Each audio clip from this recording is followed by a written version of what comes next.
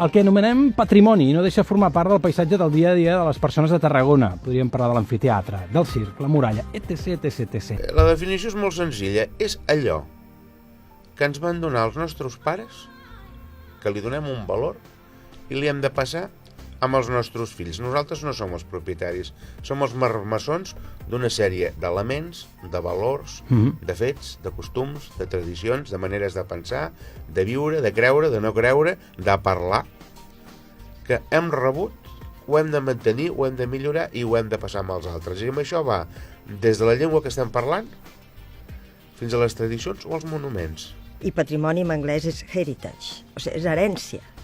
I llavors potser és això, el que diu el Joan. No és un patrimoni, una cosa que és nostra, sinó és l'herència, és el que diu ell. I jo crec que si ho llegíssim en anglès potser ho entendríem més, no? Perquè veuríem que és això.